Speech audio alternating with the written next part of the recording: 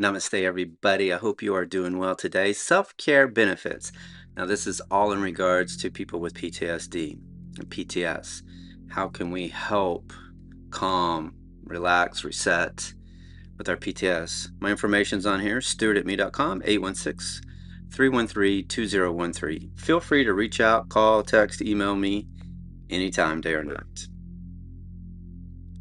So this topic will cover the basic concepts of holistic methods to self-care with a variety of methods for meditation as well as a journaling session. So when I ask you a question, I want you just to pause the video at that point. I want you to write down the question, and then I would also like for you to write down today's date, the date that you're reviewing this webinar, and then answer the question. Take as much time as you need to answer that question. And it's important to get down to the why. So the first question I have for you is, what are your fears? And what does that look like for you? Go ahead and pause the video, and then when you've wrote the question and the answer, just continue on with this webinar. Who or what do you love and trust? And go ahead and answer the why. Why do you love and trust those people? Or what is it in your life that you love or trust? How can you become fearless? Now, it's not always facing our fears. So if you're afraid of height, right, or you have a fear of falling, different things like that, doesn't mean going and jumping out of a plane is really going to relieve and reduce that fear. It's really about finding courage, sometimes empathy, understanding, love, and acceptance. So when you find out what your fears are, how is it you can empower yourself? We may not be able to completely, totally overcome those fears, but how can you become fearless and empower yourself on this journey, in this path? Does that make sense? Release your attachments to success and failures. A lot of times we're hanging on to things in the past. We're hanging on to the failures. We're hanging on to the successes. And having the attachment to that does not allow us to be content. Having the attachment to success and the attachment to failure does not allow the path for mindfulness and meditation. It does not allow us to be present in the moment. Now, I always use the analogy of sports. I'm not a big sports fan, but when the Chiefs, I lived in Kansas City for 14 years, when the Chiefs won the Super Bowl, they would have a big parade. And then when the Royals won that the World Series, same thing, a parade. But why didn't they celebrate all the losses? Why does it always have to be a victory? And I feel like that's what it is in our life so many times, as if we didn't win, it's black or white, there's no reason to celebrate. So just remember that failure is feedback, and failure gives you the opportunity to truly be successful and understand your value and your worth. A lot of you have seen this before. Mindful or mindful? Is your mind full of chaos and all these other things going on, or is your mind just present? And are you allowed to be in the moment? So what is mindfulness and meditation? So begin to think about when you're in balance, you tend to gravitate towards those things that keep you in balance. When you're out of balance, you tend to gravitate towards the things that keep you out of balance. So when you're on this holistic approach of yoga, mindfulness, and meditation, and you're doing everything healthy, and you're eating right and getting exercise, you tend to add more of those things in your life. When you have healthy boundaries and you're getting the toxic energy and the toxic people out of your life, you begin to find clarity. So that gives you a great opportunity. But say, for example, an alcoholic, they're doing really well, but once they take one drink, what happens? They take another drink and then another drink. And the next thing you know, they tend to have work problems, relationship problems with themselves and others. They get a DUI or they injure themselves. A variety of different things can happen. And that's how I always explain this concept of a balance, of that when you're on that path and that road, you just stick to that path and that road.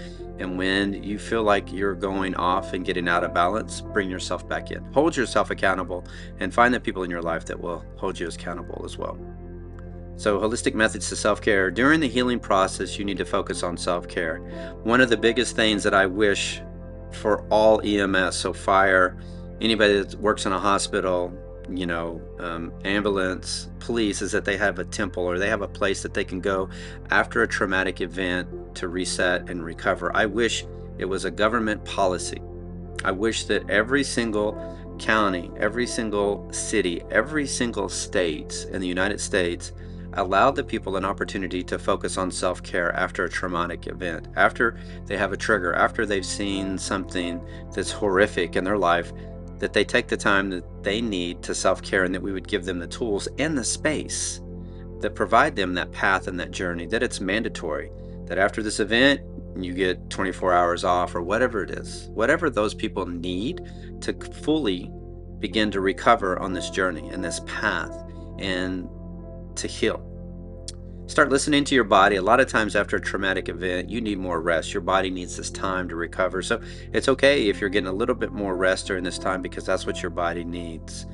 Just, make sure that you're staying connected with yourself. Community connection. So find a spiritual mentor or a guide. Maybe it's something with church, or maybe a therapist, or even a group of people that understand what you're facing, within your own organization, whether it's fire, EMS, veterans, whatever it may be. And that's another thing, is I wish that, pre and post deployment, that veterans had an opportunity to go through a whole mindfulness meditation, realistically, not just a buzzword, but what that really means for them while they're deployed, and when they return. I really wish that was a requirement of pre and post deployment, is that they would go through a weekend retreat that would allow them the opportunity to understand what they're getting into and what they went through and how to help recover. Journaling is one of the biggest keys on this, guys. And as so many people say, well, it doesn't work. Well, it does work. I can promise you that. Your thoughts, feelings, and emotions need to be shared. Journaling is a place where you can be completely, totally vulnerable with yourself, and you can be authentic, real, and genuine, and you can really express those thoughts, feelings, and emotions, and your brain never really shuts down. So journaling gives you that idea, that concept that, hey, I can write this down and reflect and look back. Exercise is vital. We all know all the different various benefits to exercise, but find an exercise routine that gives you joy. It truly gives you joy. Creative expression, whatever that means to you, or painting, or some type of artwork, or coloring, but allow your creative energy and forces and juices to begin to flow. Identify triggers. So could be a place that you're driving by, it could be putting on your uniform. Give yourself the opportunity to meditate as much as possible throughout the day. When you're driving, in the morning, in the evening, dive into self-care and what that means. Connect with a service dog. Establish healthy boundaries, personally and professionally. Aromatherapy is a great one. So incense or diffusers, or a variety of different types of essential oils. Avoid drugs and alcohol. And then holistic methods to self-care, also in your environment, personally and professionally. Make your space a temple as much as possible. Create a space for you that allows you to be calm and relaxed. All the chaos and all the clutter doesn't allow you to be calm and relaxed. Financial, set healthy boundaries. Get on a budget. Make it as simple as possible. Make it achievable for you. Whether it's a simple spreadsheet of income versus, input versus output. So your income, and then a list of all your bills and what they total.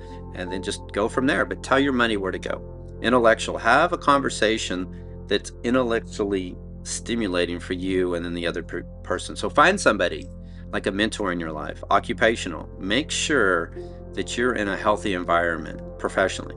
You do not want to regret going to work. You don't want to leave work and just have all this negative energy. You don't want to have a bunch of negative energy on your way to work. You really want to use your gifts and talents for social enrichment. Make sure you're having physical boundaries and you're taking care of yourself physically, right? Physically, mentally, and spiritually. So a lot of that is what you consume. A lot of it is what you listen to, the music, the diet, everything goes into that. Social interactions. So make sure that you find a connection with a community for you that's appealing. So maybe if you like to fish, you're hanging out with other fishermen, or you like to ride bikes, whatever it is. Find that common interest and that common ground with other people, and really a spiritual connection, whatever that means to you, your journey, your path, but find that connection that a lot of us have been lacking in today's society and our generation. So the next question I have is, what distractions are keeping you from being present? So go ahead and write this question, pause the video and answer it, and just hit play whenever you're ready. After a traumatic event, people with decreased activity in the hippocampus experience worse PTSD symptoms. Hippocampal impairments are reliably associated with post-traumatic stress disorder. So the hippocampus gets hijacked right? So our hippocampus is a complex brain structure embedded deep into the temporal lobe. It has a major role in learning and memory. So if you have brain fog, or you're having problems remembering things or learning new things, it's because your hippocampus has been hijacked. Also, your amygdala has become enlarged. Scientifically proven, mindfulness and meditation will help unhijack this hippocampus and shrink the amygdala. They've done all this scientific research on it. So I'm going to encourage you to spend as much time as you can in self-care, mindfulness, and meditation to shrink the amygdala and to help get that hijack back in queue. An addiction may occur after any traumatic event. That's any, right? Become aware of behavior changes. Connect with a mentor, a counselor, or an addiction recovery expert. So this could be sex or drugs or alcohol. It could be food, overconsumption of food. It could be even other aspects that you become addicted to. Distractions, right? It could be social media. It could be you're on TikTok or Twitter or Instagram constantly instead of connecting with nature and our community. Trauma can be stored as chronic pain. 20% of those that experience trauma will develop PTSD. So multitask. You truly cannot multitask. You can complete only one task at a time. So think about the rafters and the lights here, right? So I needed to paint the rafters and I also needed to replace the light fixtures. It was one of my dreams, visions, and goals.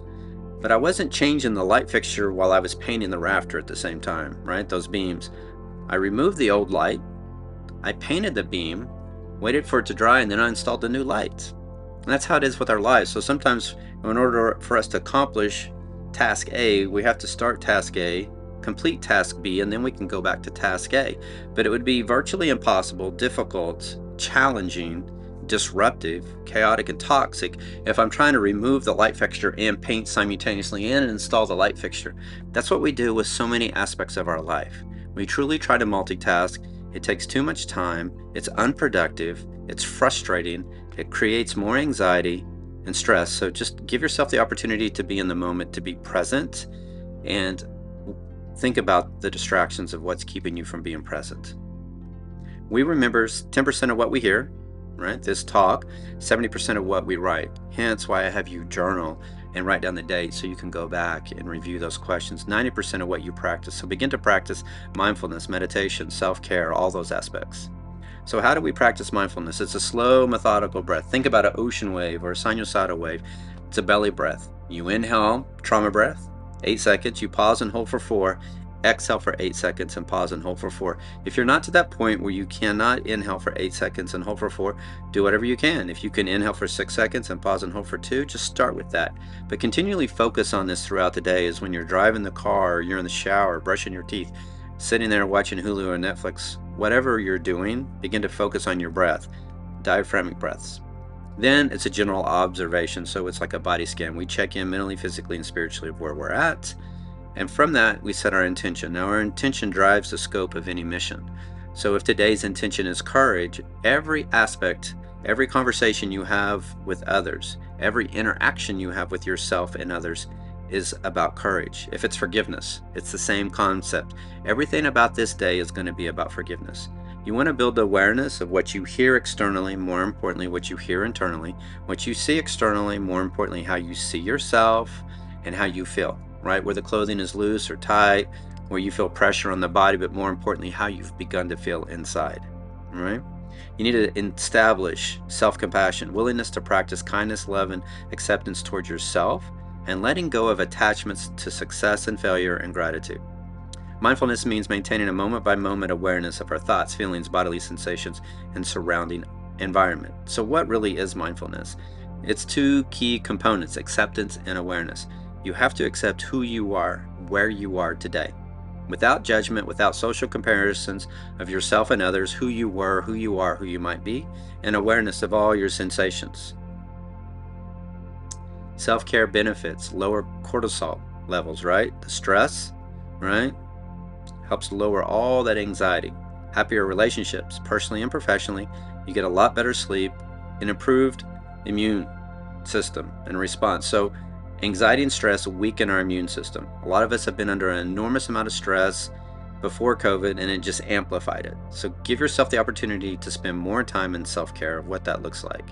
Increase self-esteem. You begin to feel better about who you are, who you've become. improved productivity, positive health outcomes, more positive thinking, lower likelihood of depression and anxiety. These are all the benefits of self-care. Resilience increases, self-worth increases, well-being focused. You begin to focus on yourself and what that really looks like. And community benefits, you become a better person. You become the best version of you, which enhances and amplifies all your relationships personally and professionally. You become a better mother or better wife, a better sibling, a better husband, a better father, a better colleague. Who you are becomes so much better on all aspects. You become more gentle and more kind. You establish those warrior ethos, right? If you know how to empower yourself, strengthen yourself, self-confidence, of course. Reduces stress and anxiety, improves sleep and digestion, enhances focus, increase immunity, improve productivity. So what happens when we don't take care of ourselves? Lack of self-care. We've all been on this list, and we may be on this list right now. Burnout, exhaustion, crankiness, lethargy, depression, lack of self-care, anxiety, frustration, apathy, overwhelmed, and stress. So here's some suggestions for self-care activities. Spending time with friends and family, right? The ones that you love and accept and you respect. Spending time alone, right? Because we need that time alone. Taking a walk, getting enough sleep, setting up exercise routine that you enjoy. Self-care activities, join a fitness club, go into yoga. It's a variety of different types of yoga. Yoga really is for everybody. Every single person in this world can do yoga. You just have to find the form of yoga that works for you and say that you can, or it's challenging, or it's difficult, or it's new, but you can do it. Not that you can't. Cooking a healthy meal, enjoy quiet time, and reading a book.